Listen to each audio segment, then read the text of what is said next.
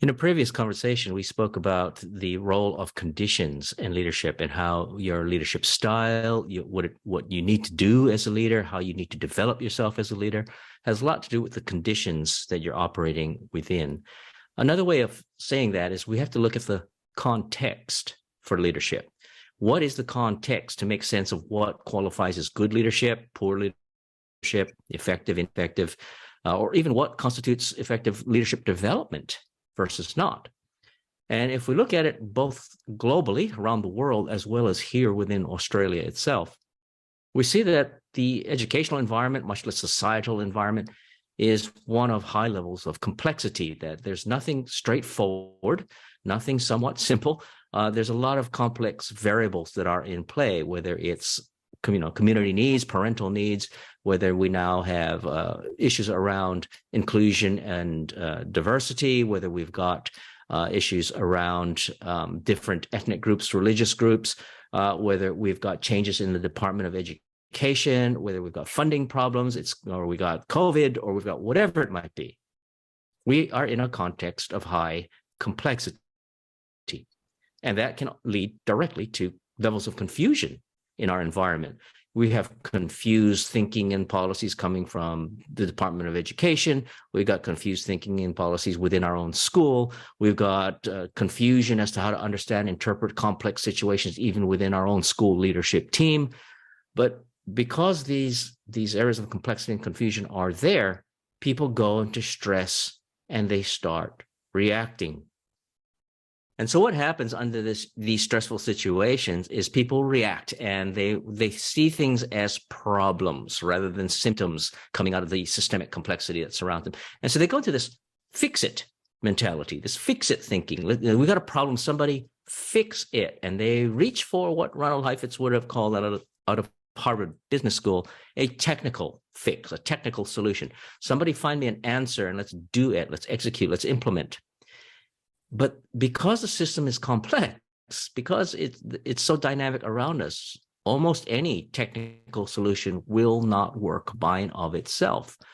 But if we embark upon that line of thinking, we're going to make some very bad decisions, some decisions that just are ineffective, won't work, or will, alienate other stakeholder groups or upset them greatly because it's too partial. The situation is complex. It's not one thing.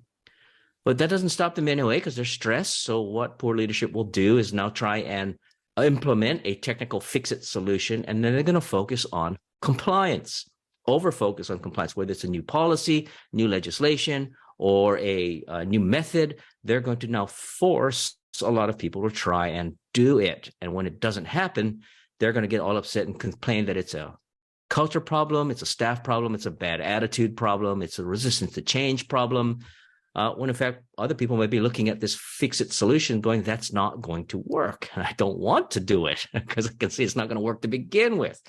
And so the more pressure that comes on for compliance, the more the system will respond, because we're living with a living system here. Humans have intentions, they have feelings, they have values, they have agendas. And so more systemic consequences occur. Now, I think most of us are familiar with fixes that fail, and worse yet, so-called fixes that make things worse that can happen. And so we have these systemic consequences, and people now start complaining that we see poor leadership or even no real leadership, none at all. No one's leading. We just have bosses ordering people around with solutions that don't work, and we start to see people in schools getting more distressed and finally reaching burnout. It's really valuable to look at it from this point of view, and what I tend to think is that somewhere along the line, this comes back a lot to the leader's philosophy, and not that we want to go right into philosophy right now, but how they think of themselves as a leader and how they think of the role that they're in.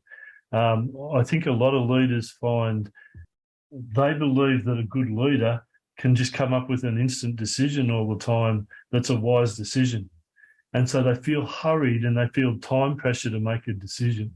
And they think that that shows them as a strong leader and as a good leader. And that's where you get the throw out of the quick fix that they pay a penalty for later, because they're not thinking from a systems point of view. They're not thinking, how does this influence that? And a year down the track, where does this decision lead? Did it matter at all? Or has it made things worse, as you've said? So I think a lot of it is relevant to what sort of identity that the person has in their head around what it means to be a leader. So it's a big picture thing, but it comes down and influences this confusion, this complexity. Now, if they've got a really clear understanding of what they're trying to get to, of what's driving them as a leader, then the confusion starts to fall away. They start to cut through the confusion because they can see that that issue right now may not be at all relevant in the big scheme of where they're heading and what they're trying to head.